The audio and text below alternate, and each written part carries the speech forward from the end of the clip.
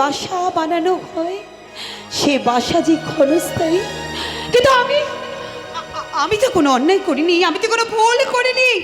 আমি তো সব জেনে শুনে কৌশিকের সঙ্গে আমার জীবনটাকে আমি কেটে নিয়েছি।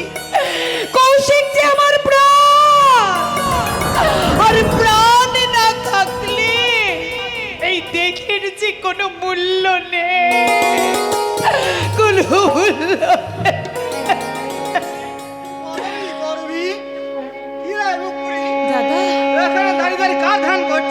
দাদা দাদা মানে আমি দাদা দাদা আমি বুঝেছি, আমি সবই বুঝেছি। প্রথমে হ্যাঁ প্রদীপ ছিল এসব কিন্তু ভালো। কি বলছো? দুজনকে খুব সুন্দরভাবে মানাবে। কি বলছো দাদা? চয়েস আছে বলতে হবে। ও দাদা তুমি সব কি বলছো দাদা? তাই বলছি বাবা তো প্রদীপকে জামাই করবো বলে মনে মনে কি করে বেলাইছে দাদা। আমার তার আনন্দ হয়েছে। দাদা এই দেখ তুই কাঁদছিস কেন? লক্ষ্মী দাদা কাঁদলে কেমন ভালো লাগে রে? দাদা তুই চোখে তো মুছে ফেল। দাদা আমার এই কান্নার যে কোনো দিন শেষ হবে না দাদা, শেষ হবে না। বলছিস তুই দাদা তোর তো মাথা খারাপ হয়ে গেছে। তোর ওই দাদা বেঁচে থাকতে তুই কোন লোকে তুই চোখে জল ফেলবি? না দাদা কোনো দুঃখ তোকে আমি স্পর্শ করতে দেবো না। দাদা দাদা তুমি কি জানো না? দাদা তুমি কি জানো না? ওই শয়তান লম্পট প্রদীপ রায় কি তুমি কি তাকে চেনো না? কাকে বলছিস রে বোন? তোর ভাবি স্বামীকে তুই না না কোনোদিন না, ওই মানুষটাকে কোনোদিন আমি আমার স্বামী বলে মানতে পারবো না, কোনোদিন না, কোনোদিন না। সে কি বাবা যখন চাই তুমিও কি চাও দাদা? সবার ইচ্ছের মূল্য দিতে কি আমি আমি তিল তিল করে নিজেকে শেষ করে ফেলি বাবার খেয়ালের যুবকাষ্টে। আমাকে আমাকে তুমি বলি খুঁতে দিও না দাদা, আমাকে আমার এই মন প্রাণ অনেক আগিয়েছে, আমি কৌশিকের পায়ে সঁপে দিয়েছি দাদা। তাকে ছাড়া অন্য কোনো পুরুষকে আমি যে স্বামী বলে মেনে নিতে পারবো না দাদা। দাদা এতক্ষণে তোর চোখের জলের কারণে আমি বুঝতে পারলাম রে বোন। দাদা তুই মানসিকতা ভুল করেছিস। দাদা আমি সব জেনে শুনেও তোকে এতক্ষণ আমি পরীক্ষা করছিলাম। দাদা তাই তুই পরীক্ষায় উত্তীর্ণ হয়ে আমাকে প্রমাণ করে দিয়েছিস কি তুই ধর ঐশ্বর্য জীবনে সার্থকতা খুঁজে পাওয়া যায় না। দাদা দাদা সার্থক আমার জীবন আমার উপযুক্ত বনে দাদা হতে পারে। আমার নিজেকে খুব ভাগ্যবান মনে হয়েছে রে। দাদা দাদা তুই নিশ্চিন্ত থাক বোন, তোর ইচ্ছার বিরুদ্ধে তোকে আমি ওই জানোটা আমি তুলে দিতে পারবো না। তোর স্বপ্ন সার্থক করতে আমি তোকে কৌশিকাতে তুলে দেবো। দাদা তুমি সত্যি বলছো দাদা, তুমি সত্যি বলছো দাদা? দাদা বোন আজকের দিনটা যেমন সুন্দর, প্রত্যেকটি আগামী কাল তেমনি ভয়ঙ্কর। সেই ভয়ঙ্কর কিছু সঙ্গে লড়াই করে দাদা অপেক্ষা করতে হবে রে। হ্যাঁ দাদা এখন থেকে শক্ত হয়ে দাঁড়াতে হবে, শয়তানের মুখের ওপর জবাব দিয়ে বুঝিয়ে দিতে হবে জয় আর গৌরব শুধু তার জন্য নয়, পৃথিবীর মানুষ সবই জয় হতে চাই, জয়ের আনন্দ উপভোগ করতে চাই। জয়ের আনন্দ উপভোগ করতে চাই। দাদা দাদা দাদা কি বলে গেল?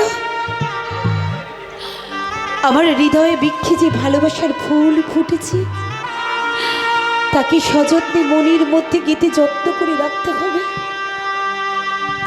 নইলে বাইরের আবর্জনার চুপে সেই গাথা মালা টুকরো টুকরো করে আমি ফেলে দিতে পারবো না, কিছুতেই না, কিছুতেই না, আমি কিছুতেই ফেলে দিব না, কিছুতেই না। জানো কি দা, দেবতার পূজার ফল কেন পায়ে পড়লে সে ফুলটা ব্যথায় জানো কি দা, তুমি জানো কি দা, এসো এসো না। মর্যাদা দেয় না আর কিছু পারে না। নিজের চরিত্রকে দিয়ে সবাই বিচার করে, জানকীদা, সুন্দরকে অসুন্দর করে তুলে। তাই বলছি দিদিমণি, জানকীদা বলো, যদি পছন্দ তুমি তুমি জানো ভেবে পড়ো না দিদিমণি। জানকীদা, জানকীদা তুমি এই কথা বলছো জানকীদা? হ্যাঁ, আমাকে যে বলতে হবে, আজ যদি আমার কিন্নিমা বেঁচে থাকতো, তোমার ভাবনাকে আমাকে এতক্ষণ ভাবতে হতো না। জানকীদা, সব সময় আমার মনে হয় না না, তোমার মুখের হাসি আমি মিলিয়ে যেতে দেবো না। জানকীদা কি বলছো? একটি মা হারা মেয়েটাকে আমি কোলে পিঠে করে আমি মানুষ করেছি। কালে আমার বুকে তুলে নিয়ে আমি যে ঘুম পাড়িয়েছি, আজ যে তোমার স্বপ্ন বেদনায় আমি তোমাকে আমি কোনো দুঃখ দিতে দেব না। জানকীদা, তুমি তুমি আমাকে বলো, আমার যে বয়স হয়েছে,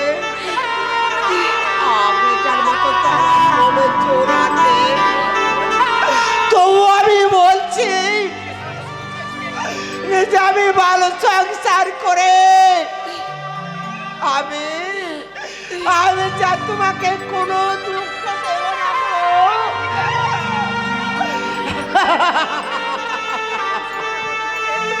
এমন সময় সময় প্রতিমাকে আমি যে অস্ত্র চলে বিসর্জন দিতে দেব না। আরো বলবো, সুখ পারে জিনিস নয় অন্তরে, তাই অন্তরকে উপলব্ধি দিতে হবে। ও জানকীদা, তুমি আমাকে খুব ভালোবাসো তাই না জানকীদা? হ্যাঁ, আমার বইয়ের কাছে তোমাকে ভালোবাসতে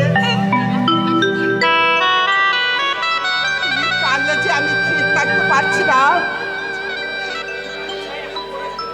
দু ছাই আমার এখন পুরা মুখে জল আসছে কেন?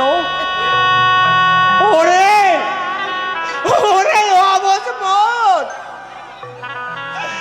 এখন করে তুই আমাকে দুর্বল করেছিস না। সেই ঈশ্বর দূরের এই হতভাগ্য মানুষের ডাক তোমার কাছে পৌঁছাবে কিনা আমি জানি না। আমি তোমার কাছে একটাই প্রার্থনা করি,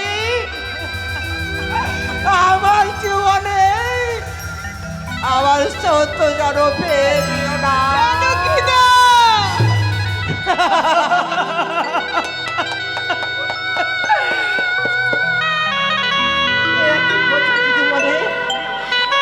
তোমার আমার পায়ে প্রণাম করি।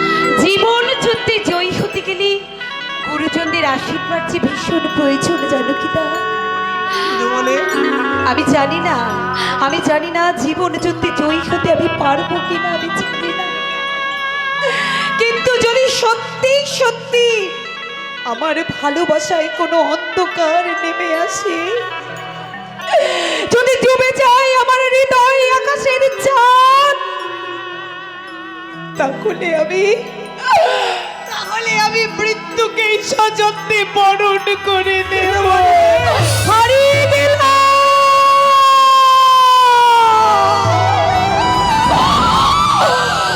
আমি যে হারিয়ে গেলাম জানকীদা, আমি যে জীবন যুদ্ধে হারিয়ে গেলাম। জানকীদা, ওই কৌশিকের সঙ্গে অগ্নিনারায়ণ সাক্ষী রেখে আমার বিয়ে না হলেও আমি যেদিন থেকে ওর রক্তে আমার স্মৃতি রাঙিয়ে নিয়েছি, সেদিন থেকে ও হয়েছে আমার স্বামী আর আমি হয়েছি ওর স্ত্রী। তাই জীবনে বেঁচে থাকতে কোনোদিন আমাদের ভালোবাসা ব্যর্থ হতে দেব না। তুমি দেখে দিও জানকীদা, আমার ভালোবাসা কোনোদিন ব্যর্থ হবে না।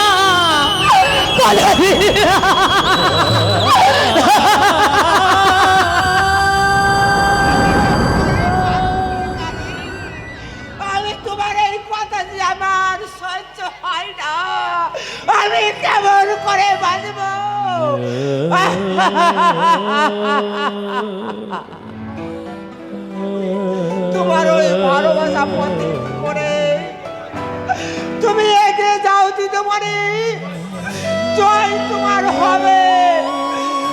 কৌশিক দাদা বাবুকে ভালোবেসে তুমি তুমি যে সুখী হবে, তুমি সুখী হবে।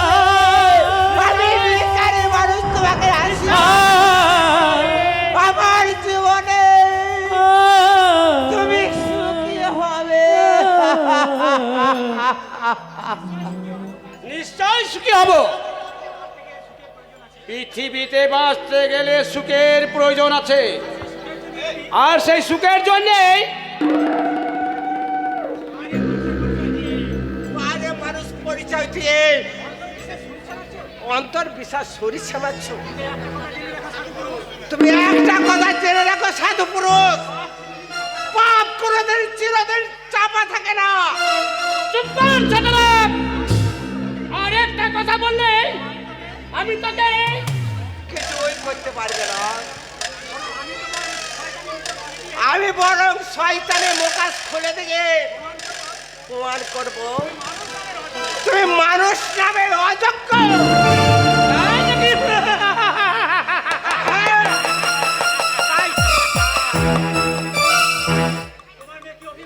তোমার মেয়েকে অভিনয়ে মুক্ত হয়ে কর্তা বাবু তোমার প্রশংসায় হতে পারে।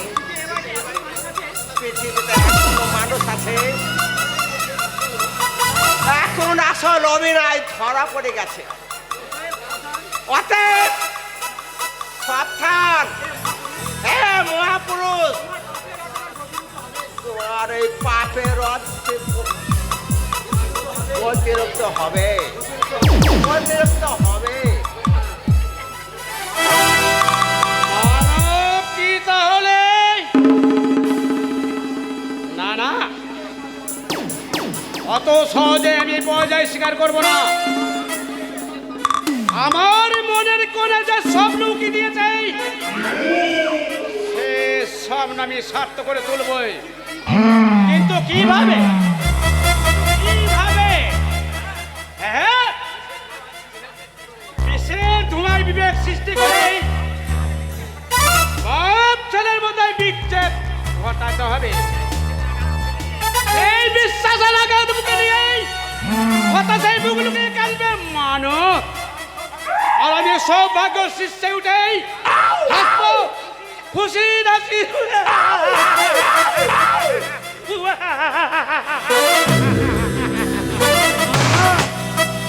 এর অন্যায় দাবি আমি কিছুতেই মেনে নেব না। এত বড় মিথ্যার অপবাদী দোষ ওদের নয় কাকা বাবু, ওরা মূর্খ। উঁচুকে উচ্চ আর নিচুকে নিচু বলে ওরাই ভাবে। তাহলে ওরা আন্দোলন করার সাহস পেল কি করে? নিশ্চয় কেউ ওদের আমি ঠিক সেই কথাই আপনাকে আমি বলছিলাম কাকা বাবু। আপনি তো জানেন আমি কারখানা সুপারভাইজারে হওয়ার পরে তাদের আমি কড়া হাতে ইউনিয়ন ভেঙে দিয়েছি। শুধু তাই নয়, ভবিষ্যতে ওরা যদি কোনোদিন সংগঠিত হতে না পারে তার জন্য আমি কারখানার সামনে মদের দোকান খুলে দিয়েছি। ছুটির পরে মদ খেলা বেহুশ হয়ে পড়ে থাকবে, দাবি দাওয়া নিয়ে আন্দোলন করা সাহস ওদের থাকবে না। তোমার বুদ্ধির প্রশংসা করছি প্রদীপ, কিন্তু আজ ওরা অনেক দূর এগিয়ে গেছে। সত্যি কথা বলতে কি স্যার, আমাকে পর্যন্ত মানতে চায় না। কি বলছো প্রদীপ?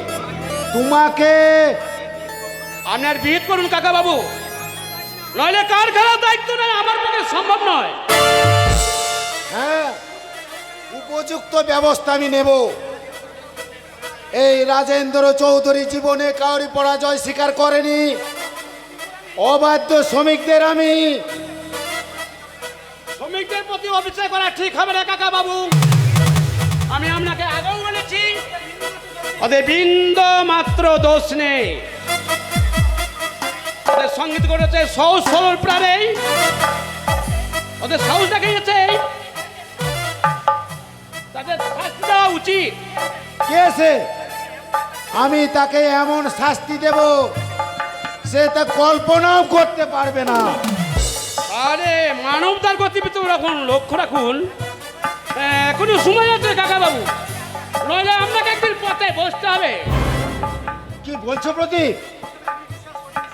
প্রথমে আমি বিশ্বাস করিনি স্যার, কিন্তু নিজের চোখে সব কিছু দেখার পরেই কি দেখেছো তুমি?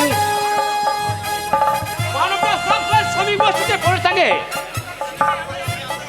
এমনকি তাদের শিক্ষায় শিক্ষিত আলোকিত করে আইন স্কুল তৈরি করেছে।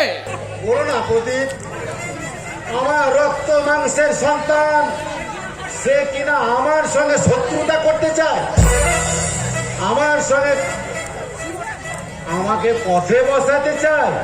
কাকা বাবু, অভিশাপ, অভিশাপ। আমার মাথার উপরে সেই যে বর্ষিত হয়েছিল, আজ কি সেই অভিশাপ?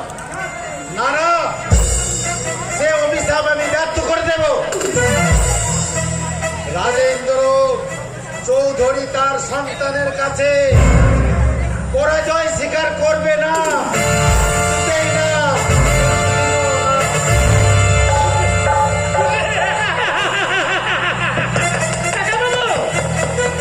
আপনি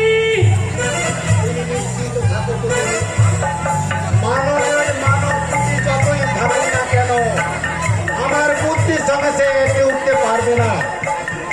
আমাদের কারখানা যেমন চলছে তেমনি চলবে, অথচ শ্রমিকের একটাও দাবি আমি কিছুতেই মেনে নেব না, কিছুতেই না, কিছুতেই না।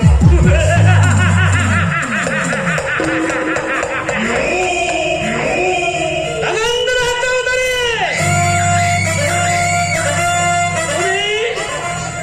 তোমার সন্তানের কাছে তুমি পরাজয় স্বীকার করবে না, কিন্তু আমার কাছে তোমাকে পরাজয় স্বীকার করতেই হবে।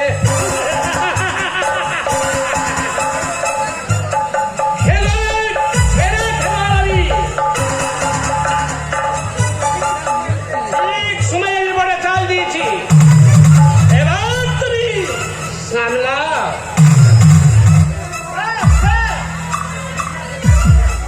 মিস্টার দেশাই আমাদের প্রস্তাবে রাজি হয়েছে। ভেরি গুড, এবার একটা কাজ হাসিল করতে পারবে। 50 লক্ষ টাকার মাল আপনার হাতের মুঠোয় ধরে দেবে স্যার। এটাই বলে ভাগ্য, এবার সব ভাবনা এই পৃথিবীতে জন্মায়। আপনি শুধু ওই 50 লক্ষ টাকা নিয়ে সন্তুষ্ট থাকবে? না ভাই, ওই একটু জনবস্তি নিবারণ হবে না, ওই রাজেন্দ্র চৌধুরীর সর্বস্ব ঘাস করতে হবে, তবে আমার স্বপ্ন সার্থক হবে। আমার ওই প্রতিহিংসা পূর্ণ হবে। আমাকে আরেকটু করে কাজ করতে হবে। বলুন স্যার, আমাকে কি করতে হবে? আমার আদেশ পালন করতে আমি সবসময় প্রস্তুত, এমনকি জীবনে ঝুঁকি নিয়েও। তোমার কর্মর ক্ষমতায় পরিচয় জানিয়ে পেয়েছি রজত, এখন শুধু ঠান্ডা মাথায় সবার ব্রেনকে কাজে লাগিয়ে আমাদের এগিয়ে যেতে হবে। অত পেশাব গোপীনাথকে টাকায় বসীভূত করেছি, সে যদি এখন আমাদের গোপন কথা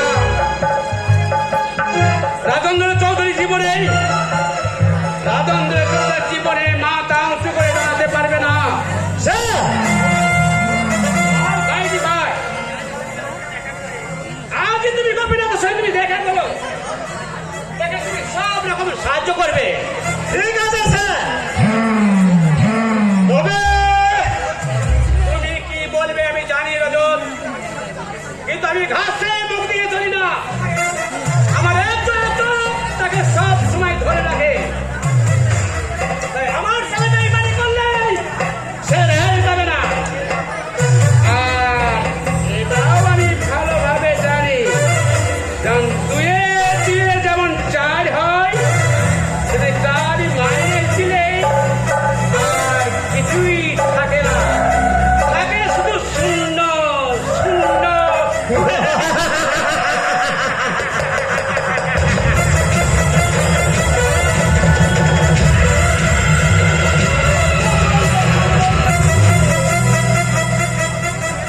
আমার বুকে যে ক্ষত সৃষ্টি হয়েছে সেই সান্ত্বনা প্রলম দিতে আমি মানুষ থেকে হয়েছে মানুষ। আরো আরো নিচে নামতে হবে আমাকে। ওই রাজেন্দ্র চৌধুরী দাবি পায়নি, সব কিছু থাকতেই এক বুক যন্ত্রণা আমার লোকের দরজায় দরজায় বেরিয়েছে। তখন এই পারে দয়ালে মায়া নেই, মমতা নেই। কৃষ্ণ আদর্শকেই আমি নিজের হাতে খুন করেছি। পবিত্র ব্রাহ্মণ বংশের সন্তান হয়ে ও কি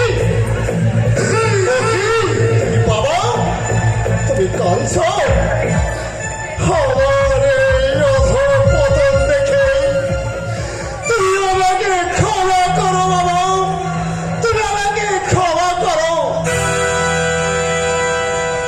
ওই বন্ধুদের মুখোশ পরে যে শয়তান তোমার সঙ্গে প্রতারণা করেছে তাকে প্রথমে না নেওয়া পর্যন্ত আমার মনে শান্তি আসবে না, কিছুতেই আসবে না, কিছুতেই না, কিছুতেই না।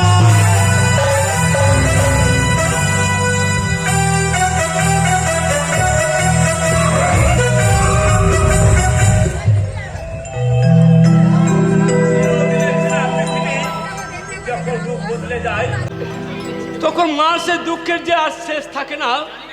জানি না আর কত দুঃখ আমাকে গ্রাস করবে। আমি আমি যে বাবা মায়ের উপযুক্ত সন্তান হতে পারলাম না, এত বড় দুঃখ আমার এই বুকটা যে আর আমি ধরে রাখতে পারছি না। কে কোমল ভাই, আমার কাছে আয় ভাই। আমার চোখে জল, তুমি কাঁদছো দাদা? কতটুকু চোখের জল দেখলি রে ভাই? এর চোখে যদি আমি কেঁদে কেঁদে একটা চোখে চুরু নদী বয়ে দিতে পারতাম তাহলে যে আমার বুকের ব্যথাটা অনেকখানি লাঘব হতো রে ভাই। দাদা তোর দাদাই বড় দুর্বল নেই, বড় অসহায়। আমার পূজার মন্ত্র যে এমনি ভাবে ব্যর্থ হয়ে যাবে তাই আমি স্বপ্নে ভাবিনি রে ভাই।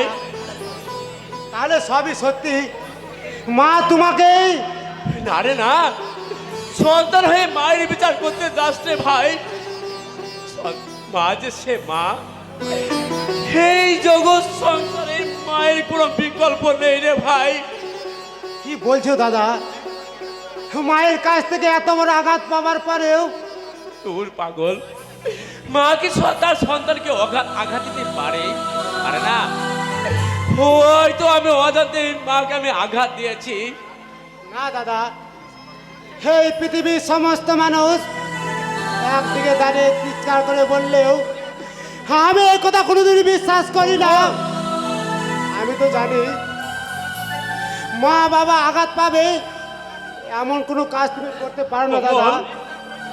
ওই মেজদার প্রবচনায় মাই তোমাকে চুপ কর, ওরে তুই চুপ কর।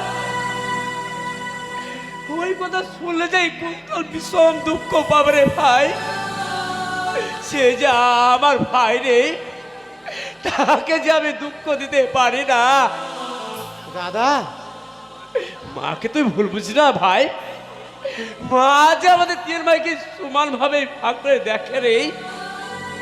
তাই যদি হতো তাহলে তোমার চোখে জল কেন দাদা? ওই শত দুঃখের মাঝে কমল, যার হাসি মুখে মিলিয়ে যেতে দেখিনি, কেন সে আই নীরব দর্শকের মতো কাঁদছে?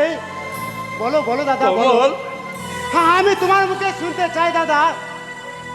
তোর এই হতভাগ্য দাদাকেই তুই খুব ভালোবাসিস তাই না কমল? চমৎকার। মাকে তুমি ছোট করতে চাও না বলে আসল সত্যটাকে সুন্দরভাবে গোপন করে গেলে। আমি জানি কমল, ওই জীবনে হিসাব নিকাশ পাড়া সঙ্গ করে সবার দেওয়া শত আঘাত বুকে নিয়ে তুমি কাঁদবে, তবু তোমার অধিকার প্রতিষ্ঠা করতে চাইবে না দাদা। কমল, বলো বলো তুমি দাদা, ধন্য ধন্য তুমি দাদা, তোমার মতো মহা চরিত্রবান ছাত্র থেকে এই সংসারে বিরল। আর আমি তো তোমার কেউ নয়, কমল, আর তোমার দুঃখের ভাগ আমাকে নিতে দিলে না দাদা। এই দেখ পাগল কোথাকার, ও আপনি তো চোখে জল চলে এলো। তাই হ্যাঁ রে, হে এত লেখাপড়া শিখে তুই তো মুখ করে রেখে এলি, বড় দাদার সামনে এইভাবে কাঁদলে দাদার মুখে বুঝি ব্যথা লাগে না রে ভাই? তুমি তোকে ঘিরে তো আমার সব স্বপ্ন রে ভাই, তুই যে এইভাবে ভেঙে পড়লে আমি যে শেষ হয়ে যাবো রে। না দাদা, হ্যাঁ আমি তোমাকে কিছুতেই খবর? হাঁটতে দেবো না, কিছুতেই না। কমল, এই তো আমার উপযুক্ত ভাইয়ের কথাই বলেছিস। অনেক লেখাপড়া শিখেই অনেক বড় চাকরি করে অনেক টাকা রোজগার করবি, তখন দাদা! হয়তো আমি পঙ্গু হয়ে বিছানায় পড়ে থাকবো। বল ভাই বল, সেদিন তোর এই উপার্জনে অক্ষম দাদাকেই তুই ঘৃণা করবি না তো? দাদা আর বলো না দাদা, হ্যাঁ আমি যা সহ্য করতে পারছি না, কমল, আমি যা সহ্য করতে পারছি না, কমল, আমি বেশ বুঝতে পারছি। হ্যাঁ দাদা, আগে তোমার বুকখানা ফেটে কবজি হয়ে যাচ্ছে। যা ছিল তোমার কল্পনার অতীত কমল, আজকে বড় হয়ে দেখা দিয়েছে। ওই জীবনে দুর্বিষয় করতে হয়েছে। তোমার কাছে আমার একটাই অনুরোধ দাদা, কমল, ওই অদৃষ্ট দোহাই দিয়ে নিজেকে শেষ করে দিও না দাদা। কমল, কমল, এই সংসারে তোমার অবদান যে কতখানি তা আমি জানি। ওই সত্যের চাঁদ একদিন রাহু মুক্ত হবে, একদিন রাহু মুক্ত হবে। কমল, কমল, পারলাম না। আমি শত চেষ্টা করে কমলের কাছে আমি গোপন কথা রাখতে পারলাম না। আমি চাই না কমল কুন্তলকে কোনোদিন খারাপ চোখে দেখো। দাদা, কে দাদা, কে? বৌমা, কিছু বলবে বৌমা? হ্যাঁ, আপনি অনেকক্ষণ ফিরেছেন, হাত মুখ ধুয়ে নিন, আমি আর খেতে চলুন। আসুন দাদা। হ্যাঁ হ্যাঁ আমি যাব, কিন্তু তুমি কেন?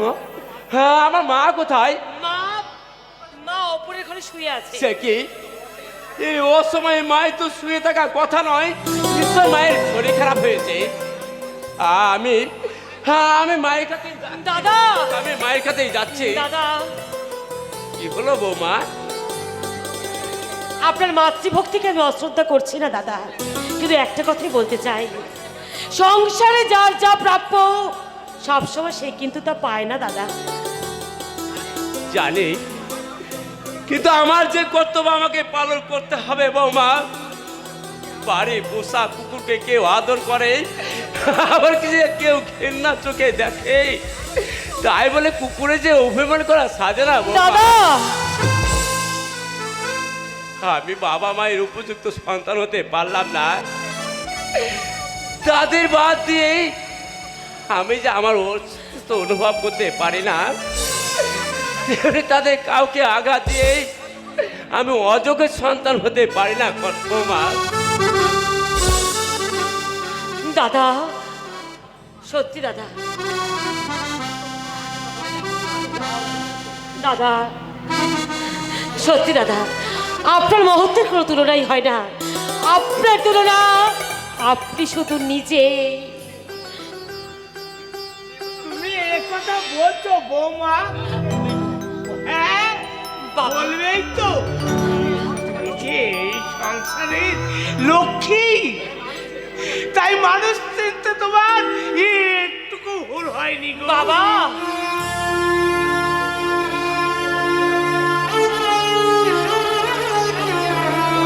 এই সব থেকে বেশি চিনা দরকার ছিল সেই হতভাগ্যকে চিনতে পারলে না গো বলো তো বৌমা সংসারে প্রতি যেসব কর্তব্য পালন করি সে নিজেকে নিঃশ্বাস করে দিয়েছে গর্ভধারিণী মায়ের সেও থেকে বঞ্চিত হয়ে সেই হতভাগ্য সন্তান নিয়ে বেঁচে থাকবে জানি আমি সব জানি বাবা অথচ তোমার শাশুড়ি সেই দিন ছিল কৌশিক মাত্র প্রাণ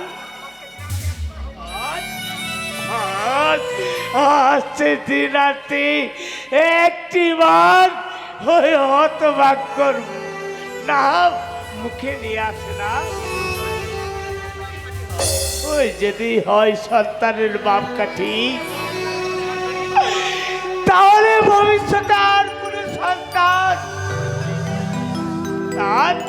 তার গর্ভধারিণী মায়ের পায়ে শ্রদ্ধার পুষ্পাঞ্জলি দেবে না বাবা আপনি শান্ত হন বাবা আপনি শান্ত হন শান্ত হয়েই তো আছি বৌমা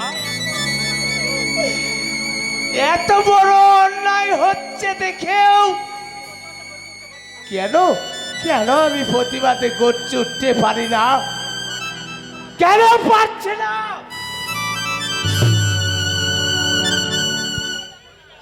কুন্থল তার মাকে এই ঘাট ধাক্কা দিয়ে এই বাড়ি থেকে বের করে দিতে হবে। এই সংসার থেকে যারা নির্মম ভাবে খুন করে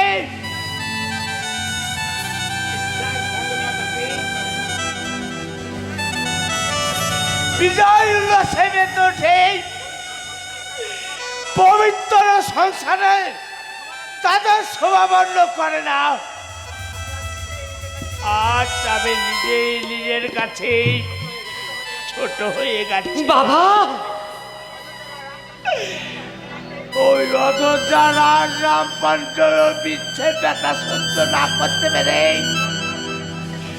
দশরার চোখে প্রাণ ত্যাগ করেছিলেন আর আমি আমার সুযোগ্য সন্তানের চরম দুর্গতি দেখে বেঁচে আছি জানি না আর কত লাঞ্ছনা আমাকে সহ্য করতে হবে বাবা বাবা বাবা সংসার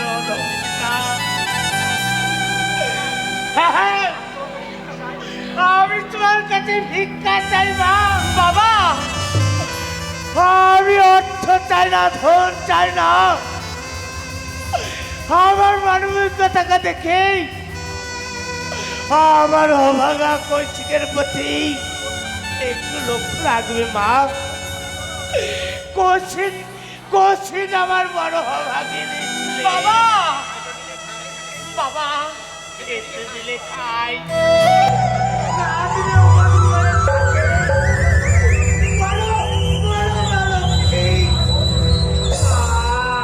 আমার কৌশিককে তুমি আমার সাথে পড়বে না গো বাবা আপনি নিশ্চিন্ত থাকুন বাবা দাদাকে আমি দেবতার আসনে বসিয়েছি সেই দেবতাকে আমি কোনোদিন অসম্মান করবো না বাবা আমি কোনোদিন অসম্মান করবো না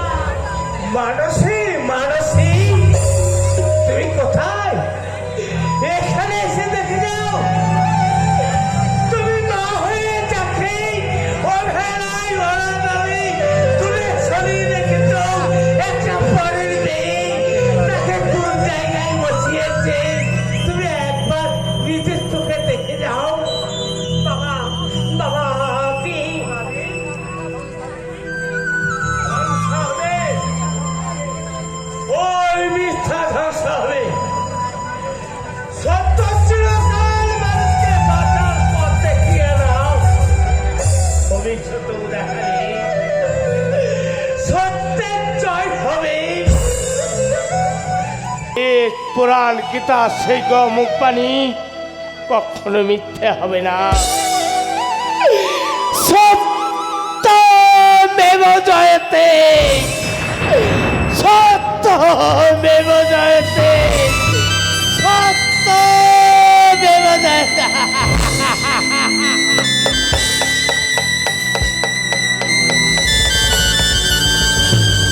বাবা বাবা বাবা, আমিও আপনার সঙ্গে গলা মিলিয়ে বলতে চাই বাবা, ধর্ম আর অধর্মের এই যুদ্ধে অধর্মকে পিছু হটতেই হবে।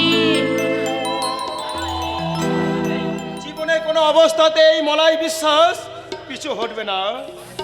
যার স্বপ্ন যেদিন মোড়ে ভূত হয়ে গেছে সেদিন থেকেই সে দেখি। দেখি তুমি তুমি এখানে? আমার তো একই প্রশ্ন, তুমি এখানে কেন? আমি মানে আমি আমি এবারের বউ। ভালোবাসার কি সুন্দর প্রতিদান। তুমি অত সহজে তোমার অতীতকে তুমি ভুলে গেছো, আর আমি ব্যর্থ প্রেমের জ্বালায় পাপের সাগরে নিজেকে নিবেচিত করেছি। আর ওই শয়তান কুন্তল গাঙ্গুলির সঙ্গে হাত মিলিয়ে আমি পাপের ভেলা বয়ে চলেছি। এক রাস মিথ্যার মধ্যে বাঁচার ওষুধ খুঁজে পেতে চেয়েছি। দেখি আমার স্বামীর সঙ্গে তুমি? ও, ওই কুন্তল গাঙ্গুলি তাহলে তোমার স্বামী? তার অগাধ ধন ঐশ্বর্যের লোভে তোমার মাথাটা তুমি ঠিক রাখতে পারো নি রিক্তা। না, তোমার ভালোবাসা কপ্রের মতো উড়ে গিয়ে তুমি তাকে স্বামিত্ব বরণ করে নিয়েছো। না,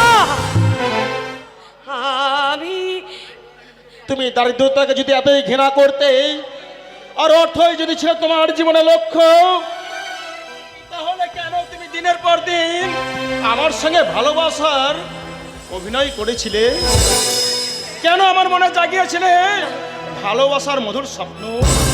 কেন কেন? না, আমি আমি আজ আমার প্রশ্নের জবাব তুমি দিতে পারবে না রিক্তা। তুমি আমাকে বিশ্বাস করো, আমি তোমাকে বিশ্বাস করেছিলাম বলেই তো আমাকে এত বড় আঘাত পেতে হয়েছে। আমি মহামূর্খ, তাই আমি আলো ভেবে আলিয়ার পিছনে উদ্মাদের মতো আমি ছুটেছিলাম। ভুল যখন আমার ভাঙলো তখন আমি একেবারে শেষ হয়ে গেছি। বলাই না না, আমাকে কামিয়ে তোমাকে আমি মনের সুখে সংসার করতে দেব না। আশেপাশে কেউ নেই, এই মুহূর্তে আমি তোমাকে না না শেষ করে দাও, শেষ করে দাও বলাই, তুমি আমাকে শেষ করে দাও। বাঁচতে আমার এতটুকু ইচ্ছে করে না। এ আমি কি করছি? এ আমার অন্যায়, মহাপাপ। আমি যে পর স্ত্রী গায়ে হাত তুলতে পারি না, কিন্তু না না, আমি এখন যাই, এখন যাই। যেও না বলা, যেও না, তোমাকে আমার অনেক কিছু বলার আছে। রিক্তা, আমি তোমাকে সত্যিই ভালোবেসেছিলাম বলাই। আমার সেই ভালোবাসার মধ্যেই এতটুকু ছলনা ছিল না। আমি জানি জানি আমার কোনো কথাই তুমি আজ বিশ্বাস করবে না, তবু বলছি, জানো এই বিয়েতে আমার এতটুকু সায় ছিল না, কিন্তু যখন দেখলাম দাদা টাকার লোভে সে শান্তা প্রসাদের হাতে আমাকে বিক্রি করে দিচ্ছে, তখন বাধ্য হয়েই আমি কি বলছো তুমি? এতটুকু মিথ্যে আমি বলিনি।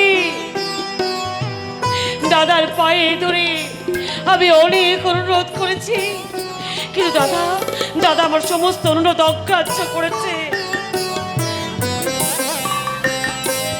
সব কিছু জানিয়ে তুমি আমাকে চিঠি দাওনি কেন? আমি তোমাকে সুখী করব বলে আমি চাকরির সন্ধানে আমি দিল্লি গিয়েছিলাম, কিন্তু সেখান থেকে আমি তোমাকে প্রতি সপ্তাহে চিঠি পাঠিয়েছি। চিঠি?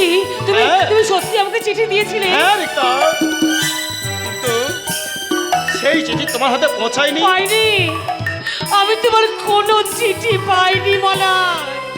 বুঝেছি, তুমি তোমার দাদাই তাহলে আমাদের ভালোবাসার মধ্যে বিচ্ছেদের আঘাত ঘটিয়েছে।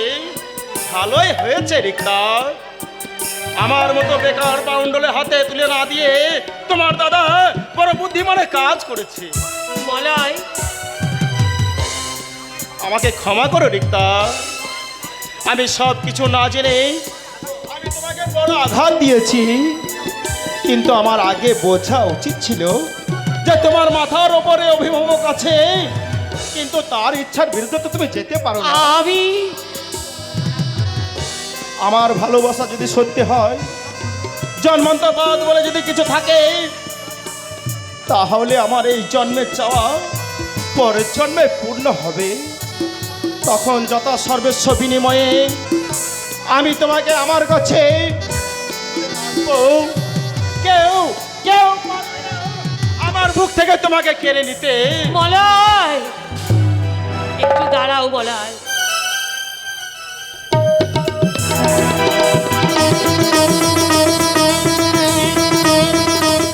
এ কি করলে তুমি? আমার একটা কথা তুমি রাখবে, কি? পাপের পথ তুমি চিরতরে ত্যাগ করবে, আর একটা সুন্দরী ভালো মেয়ে দেখে তুমি বিয়ে করে সংসারী হবে মলয়।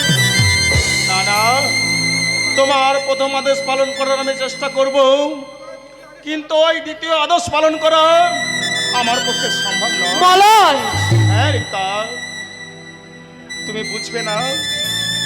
তুমি এইটুকু জেনে রেখো, আমার ভাগ্য যখন প্রতারণা করে থেকে তোমাকে ছিনিয়ে নিয়েছে, তখন এই অভিশপ্ত জীবনে অন্য কোনো নারীকে জড়িয়ে আমি দুর্ভাগ্যের বোঝা বাড়াতে চাই না রিক্তা। মলয়, হ্যাঁ রিক্তা, প্রতিমা সাজ বদলালেও ভালোবাসার পূজারী পূজার মন্ত্র কখনো বদলায় না রিক্তা, কখনো না, কখনো না, কখনো না। মলয়, মলয়, কিন্তু আমি তো খুব নিরুপায় মলয়, আমার যে আর কিছুই করার নেই। আছে, কিছু অনেক কিছুই করার আছে। এবার আমার আসল স্বরূপ তুমি দেখবে। আমার চিরশত্রুকে আমি তুমি কার কথা বলছো? ওই সত্যের জীবন্ত প্রতিমূর্তি মহামান্য কৌশিক গাঙ্গুলি। না না কোথা বর্তাকে তুমি ভুল বোঝো না। তাথার মতো মানুষ এই সংসারে হয় না। তাই নাকি? এই কদিনেই তুমি অনেক কিছু জেনে গেছো দেখছি, কিন্তু তুমি বোধহয় এটা জানো না, তোমার স্বামী যাকে সহ্য করতে পারে না তাকে তুমি দেবতার আসনে বসাতে পারো না। তুমি ভুল করছো। দেবতাকে শ্রদ্ধা করতে কেউ যেমন বাধ্য করতে পারে না, তেমন তাকে অশ্রদ্ধা করতেও কেউ কখনো বাধ্য করতে পারে না। একটা আমি তোমার স্ত্রী, তাই তোমার ভালোর জন্যই বলছি, মিথ্যে মিথ্যে জিনিসগুলোকে মনের মধ্যে পুষে রেখে নিজেকে তুমি ছোট করো না। কি এত বড় স্পর্ধা তোমার? আমাকে উপদেশ দাও। তুমি বোধহয় ভুলে গেছো তার সামনে দাঁড়িয়ে কথা বলো বলছি। বলিনি, ভুলতে আমি কি করে পারি বলো? অগ্নিনারায়ণ সাক্ষী রেখে বিয়ে করার পর আজ তুমি আমার স্বামী আর আমি তোমার তবে কিন্তু আর বেশি দিন থাকবে না। স্বামী। কি হলো?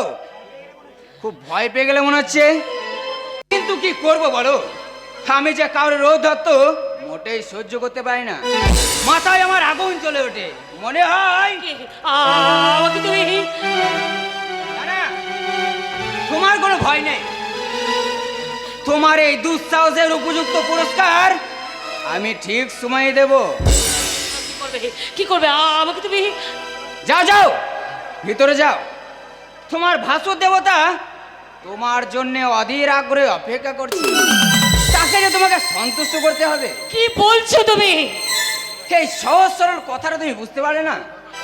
আহা, বেচারা, এই বেচারার কথা ভেবে ভেবে তোমার মুখখানে একেবারে তাই তো আমি মাঝে মাঝে ভাবি তুমি আমার স্ত্রী না। চুপ করো। নিজে যেমন জগৎটাকেও তেমন তুমি ভাবার চেষ্টা করো না। একটা কথা মনে রেখো, এই সংসারে যে যত বেশি চায় তাকে তত বেশি ঠকতে হয়। রিক্তা একদিন থাকবে না, কিন্তু রিক্তার একটা কথা তুমি ভালো করে মনে রেখো, এই সমস্ত ভুলের মাসুল তোমাকে একদিন দিতে হবে, দিতে হবে, দিতেই হবে।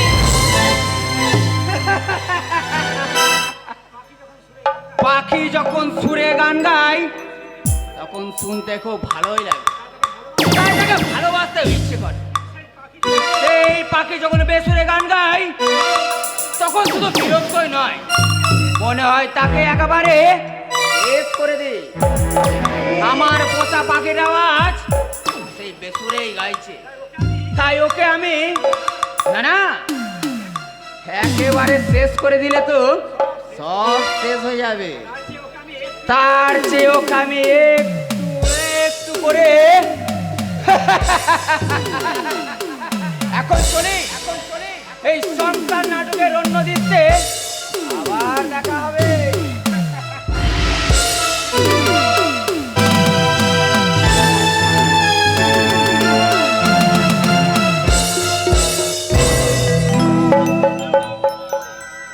জ্বলছে, দাও দাও করে আগুন জ্বলছে।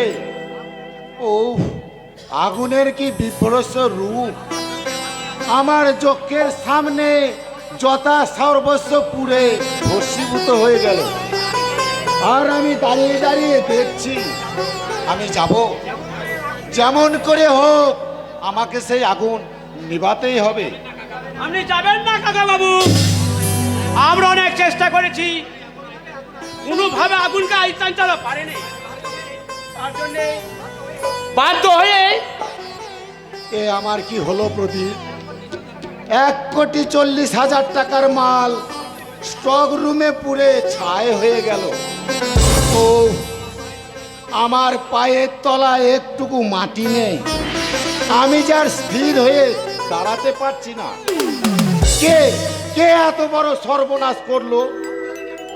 অপরাধীকে আমি খুঁজে বের করবই কাকা বাবু, সেই অপরাধীকে খুঁজে বের করেই তাকে আমি উপযুক্ত শাস্তি দেব।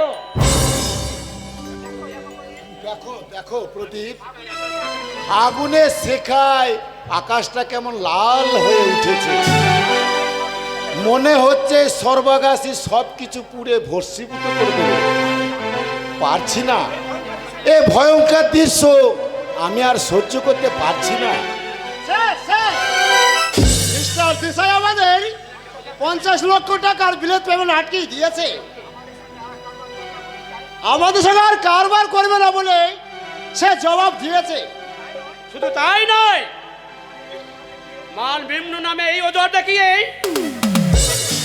টাকা দেব না বলে পরিষ্কার ভাবে জানিয়ে দিয়েছে।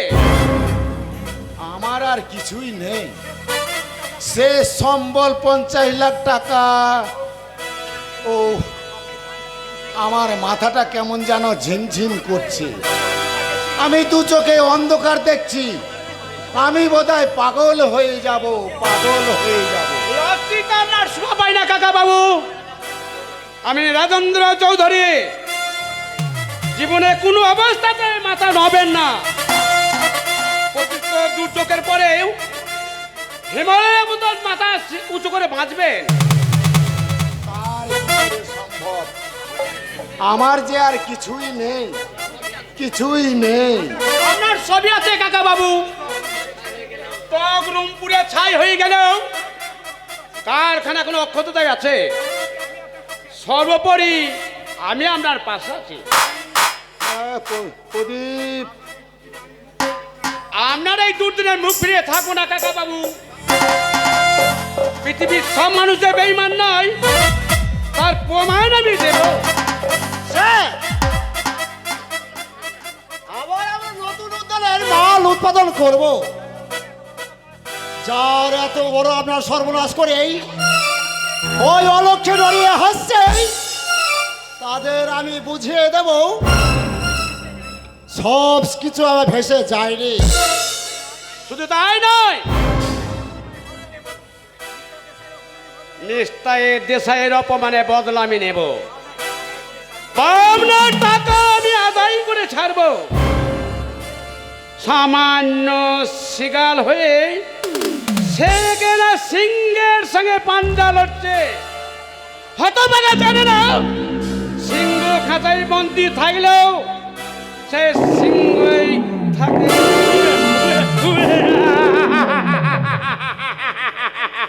তুমি আর বুঝতে পারছো না প্রদীপ, আজ আমি বড় অসহায়। আবার কারখানা চালু করতে গেলে অনেক টাকার প্রয়োজন, অথচ আমার কাছে টাকার জন্য আমাকে চিন্তা করতে হবে না কাকা বাবু। আপনি একটা সই করে দিলে টাকা এসে যাবে।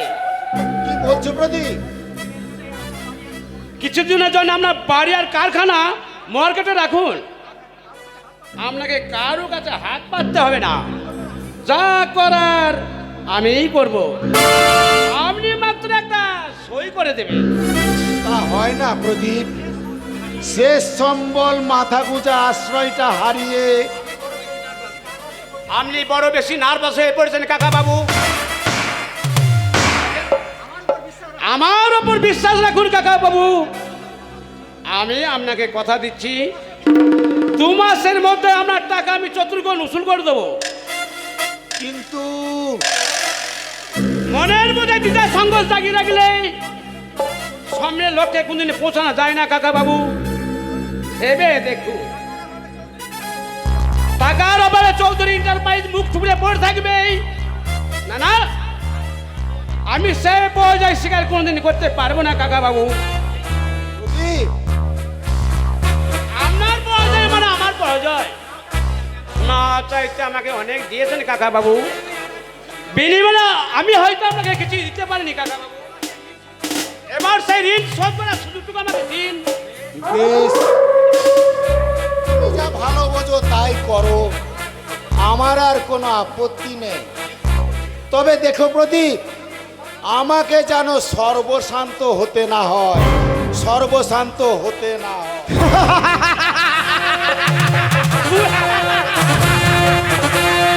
সর্বশান্ত হতে আর বাকি নেই রাজেন্দ্র চৌধুরী। অনেক দিন তুমি সুখ ভোগ করেছো, এবার তোমাকে পথের ধুলোয় নেমে আসতে হবে। স্যার, স্যার কি এত ভাবছেন বলুন তো? রামায়ণ পড়েছো রজত? হ্যাঁ স্যার। রামায়ণ কার রচনা জানো? হ্যাঁ স্যার, মহামণি বলমণি। তাহলে তুমি এটাও তুমি জানো বাল্মীকি প্রথম জীবনে কষ্টকর অন্য ছিলেন। হ্যাঁ জানি স্যার, কিন্তু তার সঙ্গে আমাদের কি সম্পর্ক? লোকে দুদিন পরে যা ভাবে আমি আজই ভাবি রজত, আর সেই জন্যই তো ভাগ্য দেবী আমার উপর এত সুপ্রসন্ন, নইলে অনেকদিন আগে আমার অস্তিত্ব বিলীন হয়ে যেত। স্যার, শোনো রজত, ওই গোপীনাথকে আর বাঁচিয়ে রাখা ঠিক হবে না, তাকে এই পৃথিবীর বুক থেকে সরিয়ে দিতে হবে। কি বলছেন স্যার? আমাদের এত বড় উপকারী বন্ধুকে? বন্ধু সাথী কি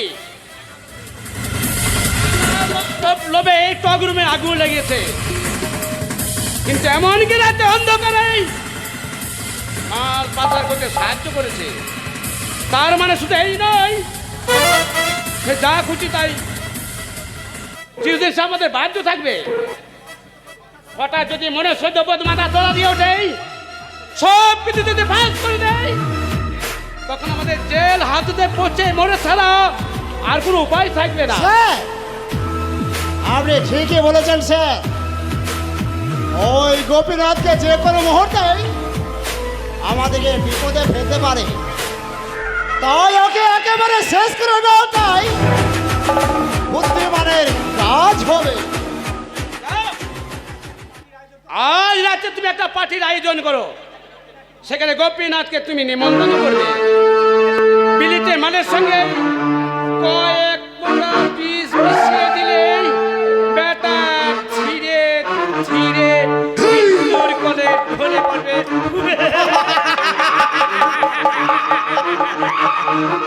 সবাই জানবে গোপীনাথ হৃদযন্ত্রে বিফল হয়ে মারা গেছে। সত্যি স্যার, আপনার তুলনা শুধু আপনি নিজেই। রজত, আমি ভাগ্যহীন হয়ে পরম ভাগ্যবান। আপনার সান্নিধ্য না পেলে আমি আজ ভাগ্য আকর্ষে মাথাটা ঘুরতাম। হয়তো হয়তো মাটিতে মুখ থুবড়ে পড়ে আছে রাজেন্দ্র চৌধুরী। কালো তোমার জীবনে হাসি পালার সঙ্গ হয়ে আজ কান্নার পালা শুরু হলো। বাহ, বাহ, কি মজা! একজন কাঁদে আর একজন হাসে। অনেক কান্নার পরে আমিও হাসবো। আনন্দের হাসি, তৃপ্তির হাসি, আনন্দের হাসি, তৃপ্তির হাসি।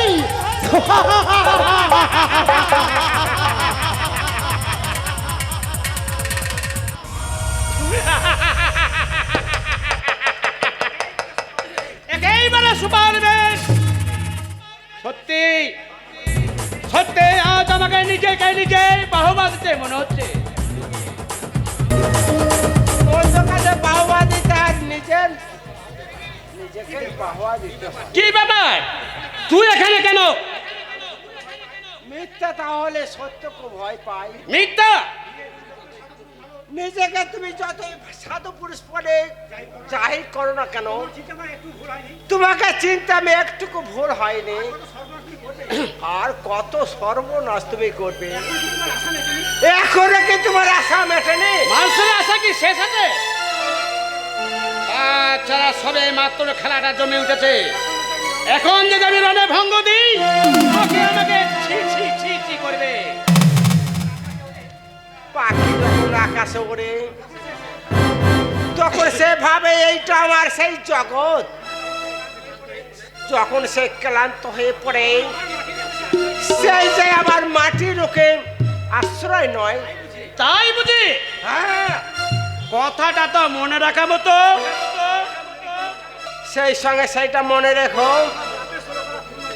তোমার পাপের 16 কলা পূর্ণ হতে আর বেশি দেরি নেই। কি বললি?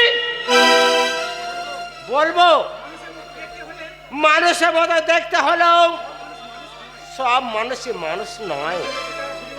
মানুষের বুকে যারা ছুরি বসায় তারা জানোয়ার ছাড়া কিচ্ছু নয়।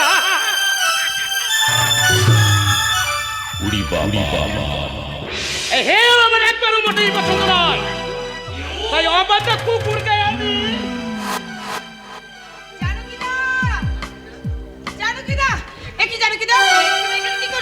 কি করছো এখানে তুমি? আরে আরে এই যে মেঘনা চাঁদির জল। এসো এসো করবি। হ্যাঁ আমি জানি, ওই জানি যে তাকে খোঁজবার ছলে তুমি আমার সঙ্গে দেখা করবে। না, আপনার সঙ্গে আমার কোনো প্রয়োজন থাকতে পারে না। এটা তোমার অভিমানের কথা করবি। আসলে এই কদিন কাজের চাপে জোয়া হয়নি বলে এই অভিমান করাটা স্বাভাবিক। মনের মানুষকে তুমি অভিমান করবি না তো কার সঙ্গে করবে বলো? আমি তো তোমার জীবনের আলোর পরশ। বলো আমি ঠিক বলিনি? না, জানকিদা, জানকিদা, পানি চলো জীবনে। জানকিদা, দেখছো দেখছো করবি, তুমি ওকে একটু বকি দিয়ে তো। আমার অসম্মান আর বুকে বেশি বাজে, সেটাও জানকিদা বুঝতেই চায় না। আমি অনেক মানুষ দেখেছি, এমন নির্লজ্জ বেহায়া মানুষ আমি দেখিনি। এসো, চলে এসো জীবনে। কোথায় যাবে সুন্দরী? লাটা এখন আমার হাতে। ঠিক সময়ে এই বোর্ডে জাল দিয়েছি। ঠিক সেই সময়ে আমি দুটো টেনে আমার বুকে ধরে নেব। এমন সুকান্ত পর্যায় আমার কার বুকি তো মানায়।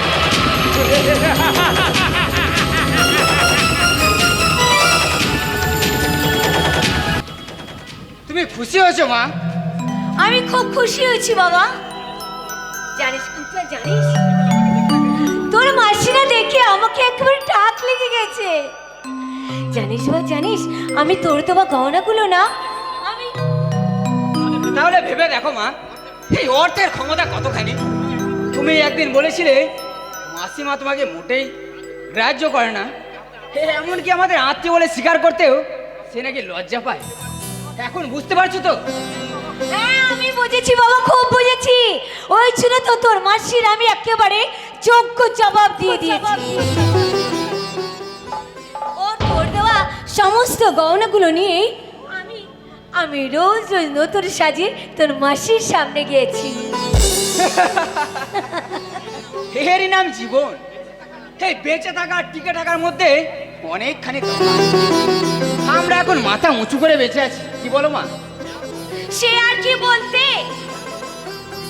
এই শোন কুন্তল, তুই এত যে মুড়ি মুড়কির মতন টাকা রোজগার করছিস, তা তুই তো কখনো কোনোদিন অফিসে যাস না, তবে টাকাগুলো টাকা তো উড়ে বেড়াচ্ছে, আমি শুধু একটু বুদ্ধি খরচ করে তাই সে টাকা হাতের মুঠোয় ধরে নিচ্ছি। আরে তোর মতন বুদ্ধিমানী ছেলে যদি আমার কৌশিকে থাকতো তাহলে। ওই অপদার্থের কথা ছাড়ো তো মা, নিজে তো কিছু করবে নাই, উপরন্ত আমার কাজে আবার বাধা দেবে। আর বাবা হয়েছে সেরকম, সব দেখে শুনে এই সংসারের প্রতি আমার ঘৃণা ধরে গেছে। আরে রাগ করিস না বাবা, তুই রাগ করিস না। একদিন ওদের বললা ঠিক বুঝতে পারবেই পারবে। ছাই পারবে। ওই সততা, ন্যায়, নীতি, আদর্শ ওরা একেবারে ভুলে খেয়েছে। না না, এভাবে তো আর চলা যায় না। তোমাকে এর একটা ভিত করতেই হবে মা। আমি হয় দাদা এই বাড়িতে থাকবে, নয়তো আমি থাকবো। বলো মা, তুমি কাকে চাও? ওরে না, তুই চলে গেলে যে আমার সেই আবার দুঃখের দিন ফিরে আসবে বাবা। তার চেয়ে বরং কৌশিক বাড়ি থেকে চলে যাবে। তুমি সত্যি বলছো মা? এমন শোনা যাক ছেলে কি কখনো চোখের আড়াল করতে পারে বাবা? তুই আমাকে কথা দে বাবা, তুই আমাকে কথা দে, তুই আমাকে ছেড়ে আর কোনোদিন কোথাও চলে যাবি না। বল বল বাবা, বল, তুই আমাকে কথা দে। সত্যি আমাকে তুমি খুব ভালোবাসো, তাই না মা? দাদাকে তাহলে যা বলবার আমি বলবো। যে বেশি রোজগার করা যার মুরদ নেই, তার বোঝা এখনই নামানো এখনই ভালো।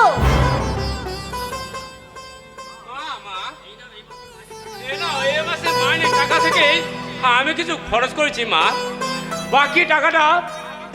মা কি ভিখারি নাকি যে তোমার কাছ থেকে মাকে হাত ধরে টাকা নিতে হবে? এই কথা বলছিস কেন ভাই? মা সন্তানের কাছে হাত পাতে যাবে কেন? সন্তান তো তার নিজের মাকে। না, আর তোকে টাকা দিতে হবে না। কেন মা? আমি তো মাসের শেষে মাইনের টাকা আমি যে তোমার হাতে তুলে দিই মা, তবু যদি কোনো অজান্তে ভুল করে থাকি তাহলে ওসব ক্ষমা আমি বুঝি না। আমি পরিষ্কার করে বলতে চাই। বলো মা, তুমি কি বলতে চাও তাই বলো। শোন কৌশিক, কুন্তলের সঙ্গে যখন তোর বনিবনা হচ্ছে না, তাহলে তুই এক্ষুনি এই মুহূর্তেই বাড়ি ছেড়ে চলে যাবি। আমি এই বাড়ি ছেড়ে চলে যাব মা? না না, আমি নিশ্চয়ই ভুল শুনেছি। আমার মা এইভাবে কোনোদিন বলতে পারে না। আরো জোরে বলো মা, কথাগুলো আর কানে যায়নি। চুপ কর, ওরে তুই চুপ কর। আমার মায়ের সঙ্গে কথা বলতে দেই। ওরে মায়ের ভালোবাসা সন্তানের শ্রদ্ধা কোনো মা বাড়িতে মাপা যায় না রে ভাই। মা যে শুধু মা। আর আমি কিন্তু এর শেষ কথা আমি বলে দিয়েছি, এইবারে তুই তোর পথ দেখে নে, যা। মা, তুমি আমাকে সত্যি চলে যেতে বলছো মা? আমি কোথায় যাব মা? আর কেনই বা যাব? আমার বাবা মাকে ছেড়ে আমি যে কোথাও যে শান্তি পাবো না মা। কৌশিক, মা, মা গো, এত বড় শাস্তি তুমি আমাকে দিও না। আমি কথা দিচ্ছি, ওই কুন্তল হাজার অন্যায় করলেও আমি কোনো প্রতিবাদ করবো না মা। তবু তবু তুমি আমাকে এই বাড়ি ছেড়ে চলে যেতে বলো না মা। আমি যে যেতে পারবো না, আমি যেতে পারবো না। যাও যাও, তোমার ওসব কথা শোনার মতো ধৈর্য আমার নেই। চল, তুই আমাকে মায়ের সুখ তোমার মোটেই সহ্য হচ্ছে না, তাই না? তাই মা তোমাকে চাই না জেনেও তুমি এই বাড়িতে থাকতে চাও। আসকারে এই যেন তেন উপকারে এই সংসার চল। নষ্ট করাই তোমার একমাত্র লক্ষ্য। ওরে না, ওই কথা বলিস রে ভাই। ওকে আমি কেমন করে বুঝাবো মাকে? আমি থাক থাক, মায়ের কথা যে অমান্য করে সে আবার বড় বড় কথা বলে। ও তো ঠিক কথাই বলেছে, তুই আমার সুখ দেখতে পারিস না। মা, তুমি আমাকে বদির করে দাও ঠাকুর। এই ছোট্ট বুকটা এত যন্ত্রণা আমি যা সহ্য করতে পারছি না। সব সব মিথ্যে হয়ে গেল। আমার অন্তরে মর্ম ব্যথা কেউ বুঝতে চাইলো না, কেউ বুঝতে চাইলো না। কৌশিক, আমি আমি চলে গেলে সত্যি তুমি খুশি হবে মা? বলো মা, বলো। তাহলে তোমার সুখের জন্যেই আমি হাসতে হাসতে এই বাড়ি ছেড়ে আমি যে চিরতরে মতো চলে যাচ্ছি মা। না, না, না, না, আপনি যাবেন না দাদা। এই বাড়ি ছেড়ে আপনি কোথাও যাবেন না। এত বড় একটা মহাপ্রলয় ঘটে যাচ্ছে আর আমি তা চুপচাপ দাঁড়িয়ে দাঁড়িয়ে দেখবো। কি করবে শুনি? জানি জানি আমরা কিছুই করার নেই, তবু বলছি পাপের বোঝা তুমি আর বাড়িও না। অকারণে দাদাকে এত বড় শাস্তি তুমি বৌমা। দিও না। বৌমা, বৌমা, এসব পারিবারিক ব্যাপারে নাক গলানো তোমার না ভালো। এই সংসারের আমিও তো একজন মা। তোমার স্পর্ধা তো কম নয়। যাও ভেতরে যাও। দাদা দাদা, আমার কথা শুনুন দাদা। বৌমা, আপনি সবকিছু মুখ বুঝে সহ্য করবেন না দাদা। আপনার অধিকার এ বাড়ি থেকে নিয়ে তবেই আপনি এ বাড়ি থেকে যাবেন। আমি যা তার পারি না বৌমা। দাদা, আমি আমি যে পথে ধুলোতে মিশে যেতে চাই। দাদা, দাদা, আপনি আমি আমার বাবা মাকে তুমি দেখো বৌমা, ওই কুন্তল অবাধ্য তুমি কোনোদিন হইও না। তুমি যা সুখের ভাগ সমান ভাবে নেবে তেমনি তার দুঃখের ভাগ সমান করে দিও বৌমা। দাদা, অসহ্য অসহ্য। হে, এখনো উপদেশের বিরাম নেই। যাও রিক্তা, ভিতরে যাও। যাও বলছি। যাচ্ছি। আধারের বুকে যে আলোর শিখা জ্বলতে চেয়েছিল তাকে তুমি তোমার বিষ নিঃশ্বাসে নিভিয়ে দিলে। তবে একটা কথা শুনে রেখো, অনেক বেশি লাভের আশায় যে মহা ভুল তুমি করতে বসেছিলে, সেই ভুলে তোমার জীবনের সমস্ত সুখ, স্বাচ্ছন্দ্য, হাসি, আনন্দ সব শেষ হয়ে যাবে। আর সব কিছু হারানোর ব্যথায় তোমাকে একদিন কাঁদতে হবে, কাঁদতে হবে, কাঁদতে হবে। দেখেছো মা, দেখেছো? আর কিছুদিন থাকলে এই বাড়ির ইট কাঠ পাথর থেকে শুরু করে এমন করে ভেড়া কুকুরটা পর্যন্ত উপদেশ দিতে শুরু করবে। আরে বাহ, এই তোমার ভালোবাসার প্রতিদান। আজ তোমার প্রয়োজন পড়ে গেছে বলেই আমাকে তুমি এরকম ভাবে প্রত্যাখ্যান করলে ঠাকুর? আমি তো তোমার বড় বিশ্বাস করেছিলাম, আর সেই বিশ্বাস তুমি আমাকে এইরকম ভাবে নিত্য নিঃস্ব ভালোবাসার কাগাল সাজালে ঠাকুর। যাও যাও, তোমার ওসব ডায়লগ শোনার মতো আমাদের ধৈর্য নেই। যাবো রে যাবো। আমি আমি সালতান হয়েছি, আমি সেই ভালোবাসা থেকেই আমি যখন বঞ্চিত হয়ে গেছি তখন যে আমাকে যেতে হবে রে ভাই। মাগো, আমি তোমার উপযুক্ত সন্তান হতে পারলাম না বলে তুমি আমাকে ক্ষমা করে দিও মা। তুমি শুধু আমাকে আশীর্বাদ করো মা, কোনো প্রলোভনে যেন আমি নিজেকে হারিয়ে না ফেলি, আমি নিজেকে যেন হারিয়ে না ফেলি। কৌশিক, তুই ভুলে যেও মা, আমাকে তুমি ভুলে যেও। কোনো অসতর্ক মুহূর্তে আমার কথা মনে করে তুমি নিজেকে কষ্ট দিও না মা। আজ থেকে শুধু তুমি মনে করো কৌশিক বলে তোমার আগে কোনো সন্তান ছিল না, আজও নেই। আমি যে স্রোতের ফুল এই সংসারে ভেসে এসেছিলাম, আবার আমি স্রোতের ফুল হয়ে আমি যে অনাথেই স্রোতে হারিয়ে যাচ্ছি। চমৎকার! এই সংসার নাটকের চতুর্থ দৃশ্যটা সুন্দরভাবে জমেছে। একদিকে সত্য মুখ লুকিয়ে কাঁদছে, অন্যদিকে এই মিথ্যা যে মাথা উঁচু করে দাঁড়িয়ে আছে গো। এ যে আমার অনেক যত্ন করা সাজানো সংসার।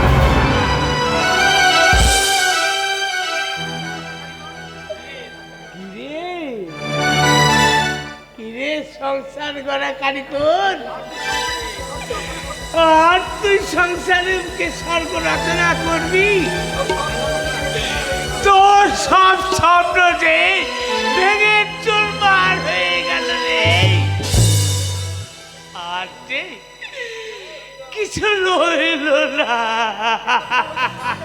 দেখো, তোমার এসব গায়ে জ্বালানো কথা আমার একদম সহ্য হচ্ছে না।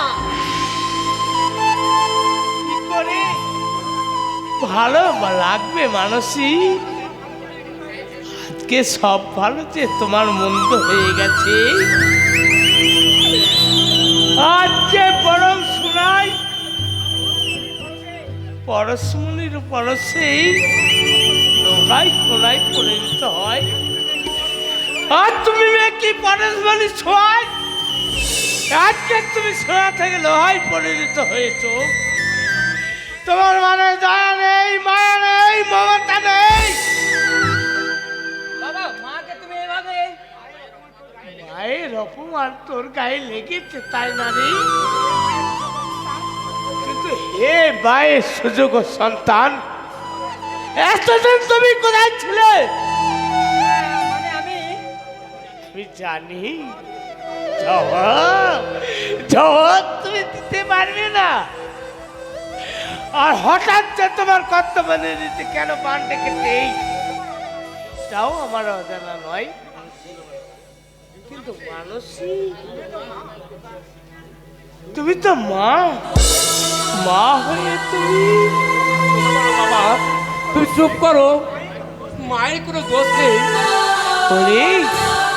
না না, এই পাপ পুরিতেই আমি যে এক মুহূর্ত থাকবো না রে। এই কান্নাকে সম্মান করে আমি যেই এক্ষুনি বেঁচে আছি,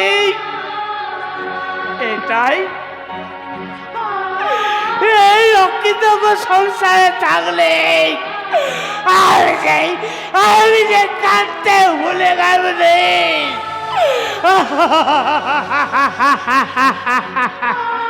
আমি যে কাঁদতে ভুলে যাবো।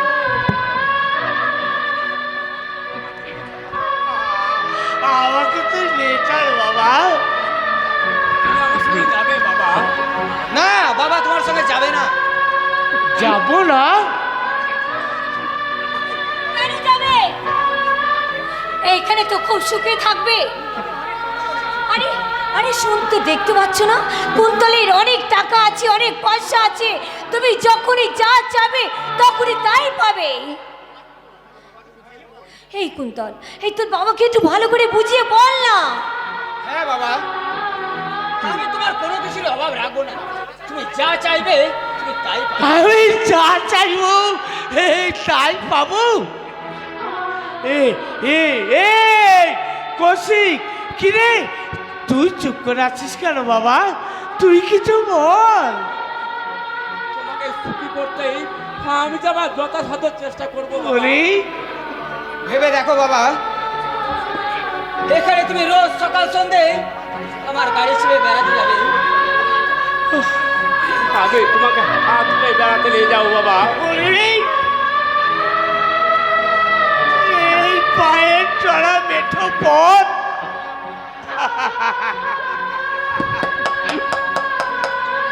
ভুল করো না বাবা, এখানে তুমি মানুষের মর্যাদা নিয়ে মাথা উঁচু করে বেঁচে থাকবে। আমার কাছে তুমি আমার ভয় বাবা হয়ে থাকবেই।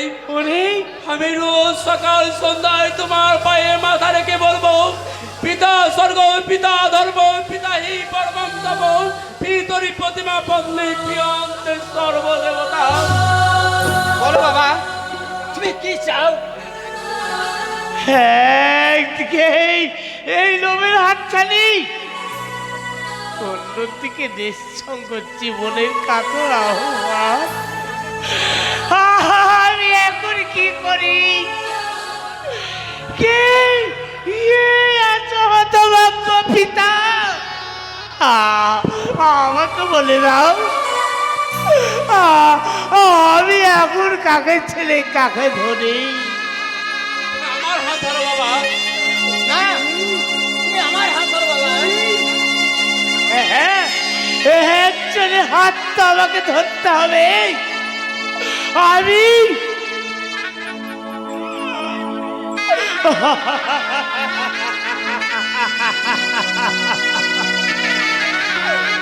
ওই মিথ্যেকে দু পায়ে মারিয়ে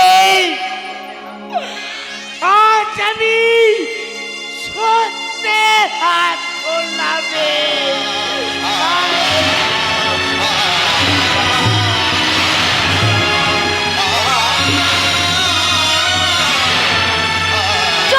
সমাধি খেতা শোনো, আমি তোমাকে বলছি, তোমার এই ভুলের জন্য তুমি এখন একদিন পস্তাবেই পস্তাবে। ভুলটা তুমি যদি করতে মা, তাহলে তোমার জীবনটা ধন্য হয়ে যেত। আমি লোভ তোমার মনুষ্যত্বকে সম্পূর্ণভাবে গ্রাস করেছে। আর ভালো মন্দ বিচার করার ক্ষমতা তোমার নাই মা। আর তা যদি থাকতো, দাদার প্রতি তুমি এতখানি অবিচার করতে পারতে না।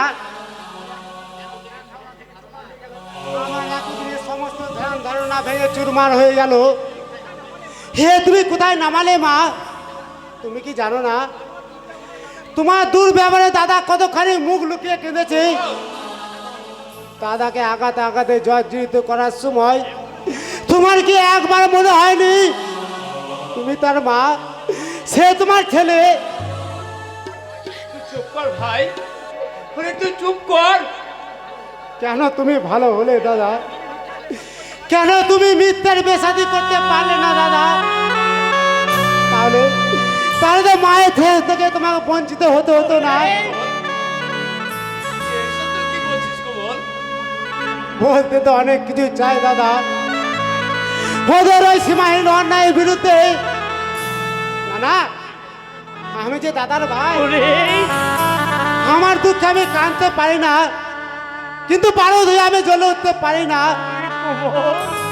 কমল, তুই কি ওদের সুরে তোমার অনুভূতি যন্ত্রটা ভোটা হয়ে গেছে মেজদা, তাই তুমি বুঝতে পারছো না আমি কি চাই। সেই দেখো মেজদা আমার মুখের দিকে তাকিয়ে ভালো করে দেখো, যে জীবনের সুরে সার্থকতা আছে সে সুর ছাড়া এ পাখি গান গাইবে না মেজদা। ওই চূড়া বালির ওপর পা রেখে তুমি তোমার অস্তিত্ব প্রমাণ করতে চাইছো, কিন্তু মনে রেখো যে সত্যের ভিত্তির ওপর যে ইমারত গড়ে ওঠে সেটাই স্থায়ী হয়। ওই মিথ্যের ইমারত যে কোনো মুহূর্তে দেখে চূর্ণ বিচ্ছন্ন হয়ে মাটির সঙ্গে মিশে যায় মেজদা। তখন শুধু হাওতাস করা ছাড়া আর কিছুই থাকে না মেজদা, আর কিছুই থাকে না। ওরে কমল, তুই আমার বুকে আয়। বাবা ওরে আমার বুকে আয় রে বাবা। আমি আনিনি রে কমল, আমাকে আনতে গিয়ে তুমি নিজেই হেরে গেছো। তোমার জন্য আমার বড় দুঃখ হয় গো। বাবা, এমন দুই উজ্জ্বল রত্নকে তুমি ধরে রাখতে পারলে না আমি থাকো। তুমি ওই অন্ধকার আবর্জনায় ভরে থাকো, আমি সত্যের হাত ধরে ওই নেচির অনুমান রাখতে ওই শূন্য মন্দিরে আমি এগিয়ে চললাম, ঝড়েরই হাওয়া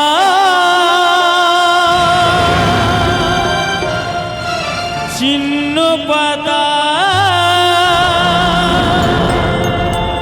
হুতে কোথাও উড়ে যা, লিখেছে নিয়তি কার কপালে কি সে তোকে